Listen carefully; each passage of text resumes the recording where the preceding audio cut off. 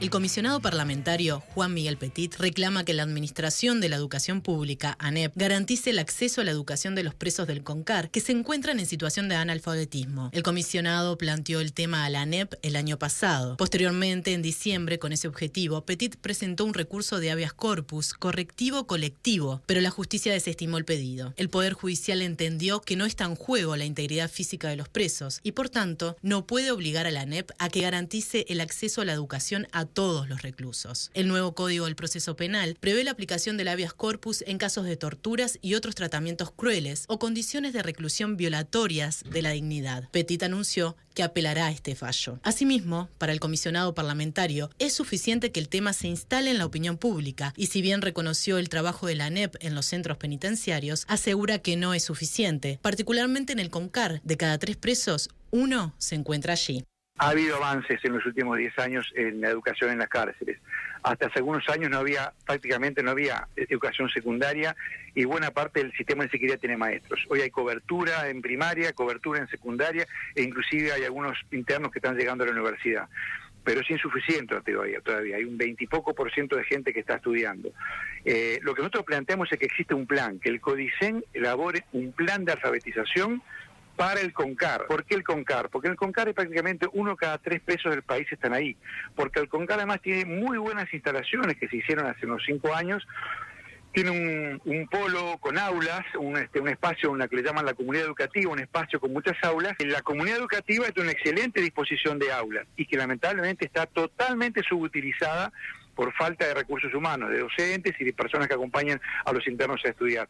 Según Petit, al menos el 10% de la población reclusa no sabe leer ni escribir. El pedido presenta 26 casos de presos que no han recibido educación en la cárcel. Entre ellos, hay un joven que no sabe su edad. Roberto Silva, integrante del Consejo Directivo Central de la ANEP, dijo al diario El Observador que el organismo está presente en el sistema carcelario a través de la Dirección Sectorial de Jóvenes y Adultos, que cuenta con 500 docentes para esa tarea. Sin embargo, aclaró que para llevar a cabo un plan completo de alfabetización para el CONCAR, debe contarse con ayuda de otros organismos del Estado. Ese organismo trabaja en todas las cárceles desde 2009, dijo El Observador su directora, Estela Lem. Según el matutino, la jerarca está de acuerdo con la realidad que describió el comisionado parlamentario desde un punto de vista humanitario, ya que es innegable la situación de muchos reclusos que no pueden acceder a la educación por la superpoblación carcelaria y los escasos recursos con que cuenta ANEP.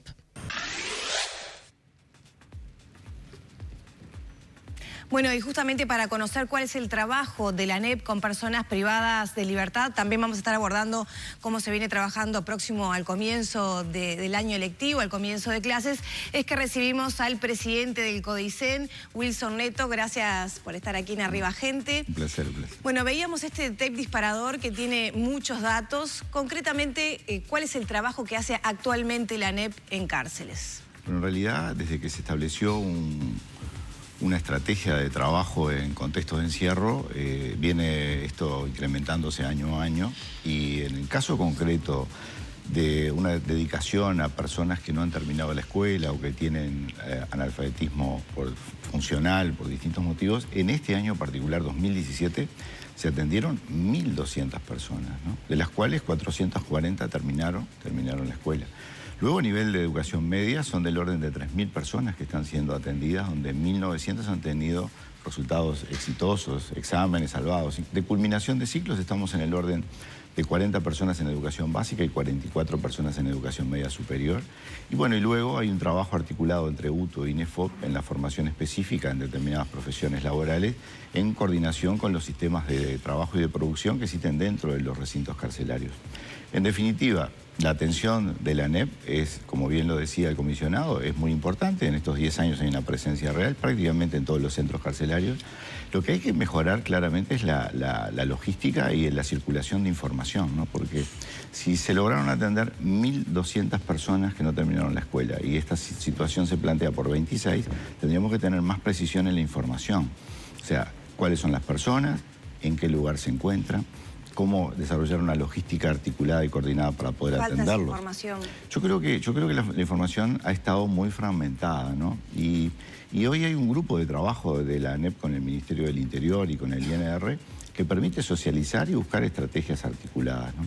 Es un desafío, yo diría, relativamente nuevo para el país. Inclusive, como bien decía el comisionado, en el CONCAR se han desarrollado instalaciones adecuadas para la formación y esta última instalación que hoy se está comenzando a ocupar en la unidad Casaballe es un edificio pensado conceptualmente para poder desarrollar educación, trabajo y producción.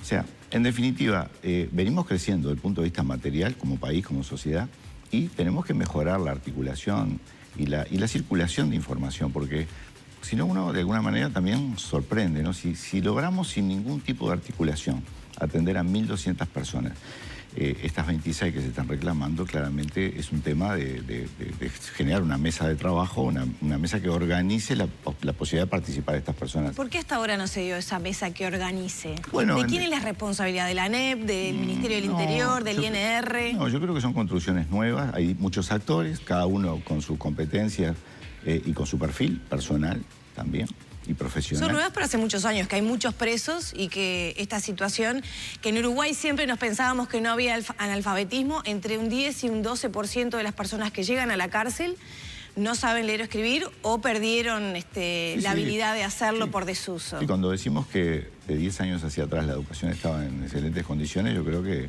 hay muestras muy fuertes de las fallas que el sistema ha tenido hace más de 3 décadas, ¿no?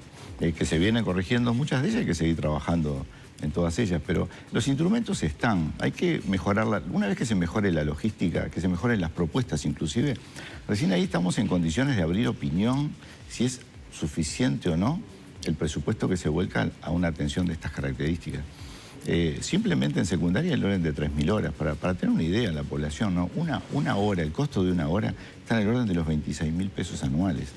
O sea, estamos hablando de más de $2,5 millones de dólares solamente en la atención de educación secundaria, sumado a todo este acompañamiento en culminación de educación primaria, sumado a todas las capacitaciones y formaciones en el mundo del trabajo, estamos hablando de que se está volcando a la educación en cárcel un presupuesto que es del orden, ¿sí?, de 3 a 4 edificios medios de educación. ¿Cuánto es millones de dólares? Sí, estamos hablando entre 4,5 millones y 5 millones de dólares. 5 millones de dólares el país destina a la educación en cárceles, entre lo que es ANEP y la INEFOP, digamos. Sí, articuladamente, sí, por lo menos esa es la tendencia en la cual estamos. Yo lo que creo es que tenemos que, afortunadamente venimos mejorando, hemos tenido reuniones con el comisionado parlamentario muy generales. Y hemos recibido, sí, un listado de estas personas que se hace referencia, donde se dice personas y centros, no personas en qué centros. Personas. Hoy, con el INR y el Ministerio del Interior, estamos reorganizando esa información para poder realmente operar con ella. Claro, también había trascendido que había gente que quería estudiar y no tenía cupo, que ANEP decía no te podemos atender. ¿Es así? Eso puede estar ocurriendo en el sentido de que hay que mejorar, insisto, la logística y la organización. Hay que ver en qué centros carcelarios esto está ocurriendo, hay que ver cuál es la escala. ¿Todavía no se tiene identificado los centros? No, se está trabajando. Lo que pasa es que la información surge de distintos ámbitos. Según tengo entendido, esta información que acerca el comisionado de entrevistas que él llevó adelante, esa información, uno pensaría en principio que se vuelca a un ámbito más general para poder socializarla y trabajar con ella, no que se vuelca fragmentadamente desde un lugar a distintas instituciones. Bueno, yo creo que esas cosas son las que tenemos que mejorar. Compartimos la preocupación, creemos totalmente que no existe ninguna intencionalidad más de la de operar realmente de forma consciente sobre las responsabilidades que el Estado tiene en esto, pero creo que tenemos que buscar, insisto, mesas de trabajo, profundizar las mesas de trabajo, de organización y de logística, que creo que es lo único que puede realmente aportar soluciones mayores a las que se están brindando hoy. Más allá de las mesas de trabajo, que a veces llevan un poco de tiempo de implementación, para este 2018 hay una meta de superar esa cifra de 4.300 personas privadas de libertad que accedieron a educación. Lo que nosotros establecimos es sostener el presupuesto existente, nos parece que es importante. Sí, nos parece importante reorganizar la presencia de las acciones que la ANEP lleva adelante en estos contextos, ¿no? Yo creo que eso es una logística importante a desarrollar en conjunto con el Ministerio del Interior, con el INR y con distintos actores que están hoy circulando dentro de estos centros carcelarios acompañando los procesos educativos. Yo creo que tenemos que agotar ese esfuerzo en el año 2018 para después, ver cómo planificamos y en función de los requerimientos, en la próxima rendición de cuentas, ver las necesidades reales que se tienen en estas situaciones. ¿Los docentes quieren ir a dar clase en, sí, es muy en variado. centros de reclusión o falta docentes que quieran ir a hacer esa tarea? No, hay un número de docentes importantes que están anotados para participar en esto. A veces depende del centro carcelario, depende del lugar donde se pretende desarrollar la educación, donde pueden aparecer algunas dificultades, elementos que tenemos que también atender y proteger para buscar los ámbitos más adecuados de tranquilidad y de garantías para todos, ¿no?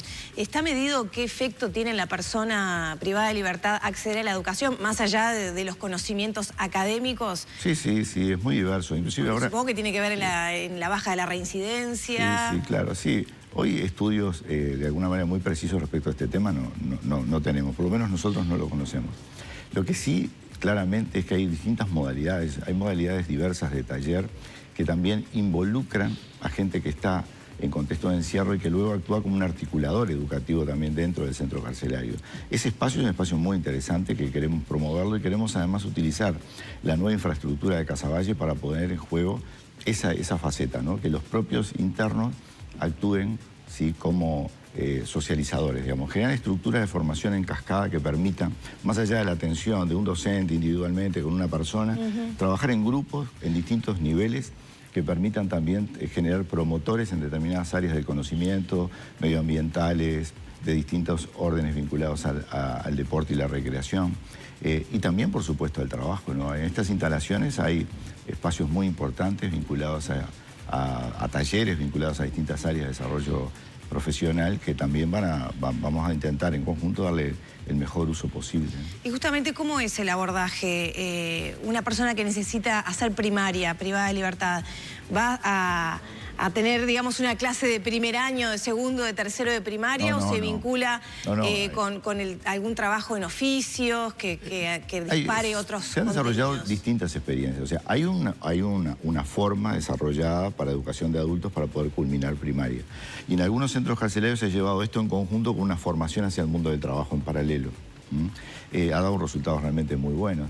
Hay que seguir explorando y trabajando. Los instrumentos están. Hay que mejorar algunas de las propuestas que tienen que tener un alcance de algunas de mayor espacio, porque a veces hay demanda de educación, está la presencia educativa, pero el formato que se le da a la parte educativa no permite incorporar más personas. O sea, en definitiva, es una logística compleja. Yo quiero reconocer la preocupación de mucha gente, pero también quiero dejar claro lo complejo de generar una logística que aborde una situación de este tipo, donde involucra, por supuesto, docentes, donde involucra responsables dentro de los centros carcelarios, donde involucra a distintos actores y que tienen que estar fuertemente coordinados y generar las confianzas suficientes como para generar los ámbitos que permitan desarrollar más y mejor educación. Pero insisto, ya no fragmentadamente o aisladamente en una educación individualizada respecto, o sea, personalizada sí, singularizada sí, pero en grupo. Si no es absolutamente inabarcable la situación. Y además también tiene que ser una educación promotora, ¿no? Promotora de que, insisto, que los internados, los reclusos, tengan la capacidad, según sus habilidades y los talentos que puedan estar manejando, de involucrarse también como promotores en las distintas áreas que se vienen desarrollando. Tiene ahí, Huguita, así que...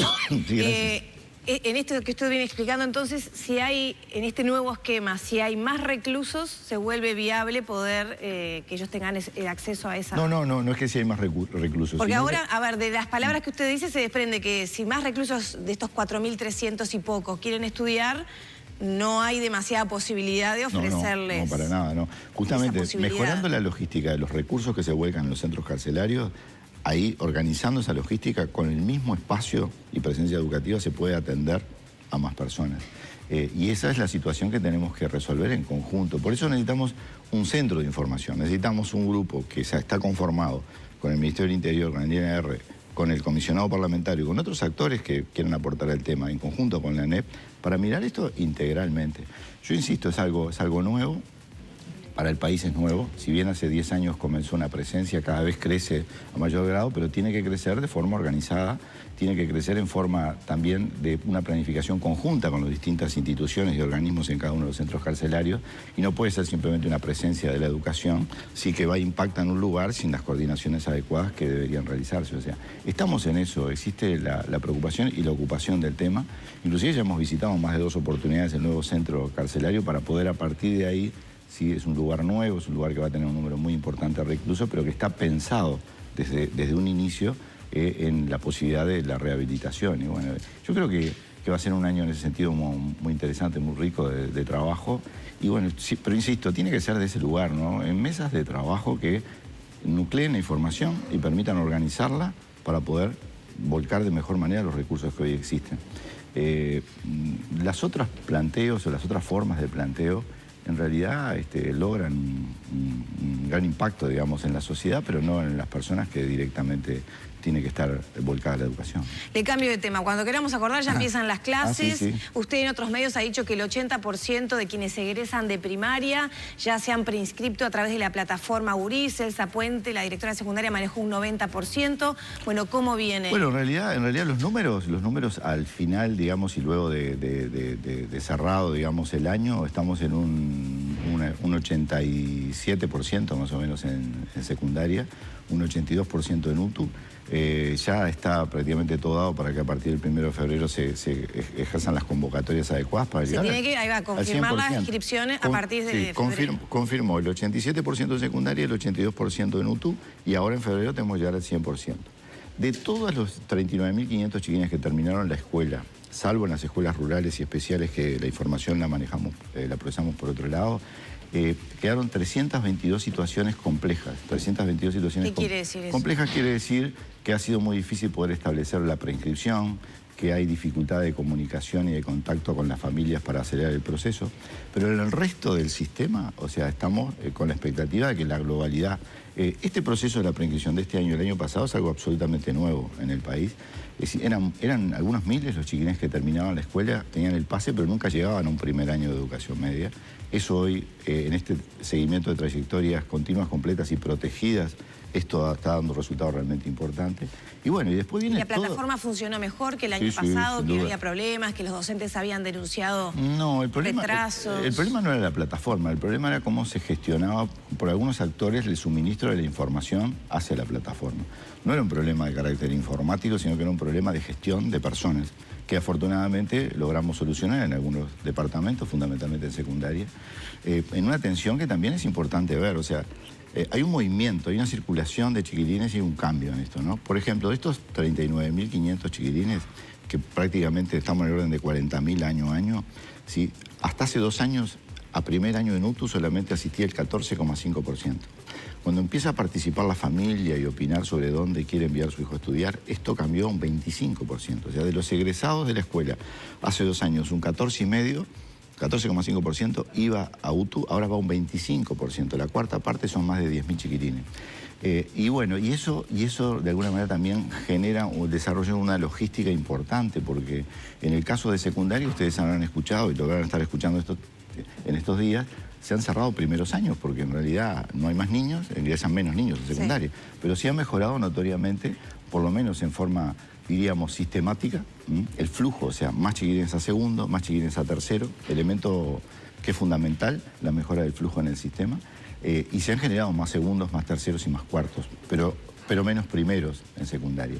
Y en UTU, bueno, el desafío hay que generar más primeros, hay que generar, sí, más segundos y más terceros, hay que generar más espacios para el segundo ciclo de bachillerato, que sigue existiendo una demanda importante, hay que generar espacios para la educación terciaria, que sigue creciendo. Estamos hablando... ¿Y se están generando esos espacios? Sí, se están generando esos espacios con un esfuerzo enorme, ¿no? Con un esfuerzo enorme. ¿Cómo venimos en situación edilicia de cara a este año, que es un reclamo que todos los años se da y que muchas veces, bueno, genera problemas en algunos centros educativos con el comienzo de clases por las medidas de los profesores? En realidad, en cada lugar en particular hay que ver cuál es la preocupación. En general, ¿están en situación de recibir a los chicos? Hay un plan establecido, la mejora es clara. Este año 2018 existieron ampliaciones y obras nuevas, 128 intervenciones. Estamos hablando de mantenimiento, son miles anuales. Y en este proceso del 2005 a la fecha vamos en más de 700 edificios nuevos o grandes ampliaciones.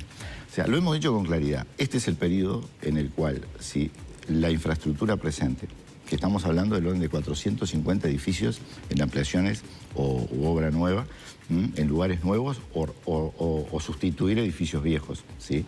Y la mejora del flujo que se está operando, una aguja que no se movía hace más de 30 años, hoy se está moviendo, son las dos respuestas que tenemos para que realmente los espacios físicos y las capacidades humanas que tiene el país puedan realmente atender a toda la población con el objetivo de universalizar la educación media, ¿no?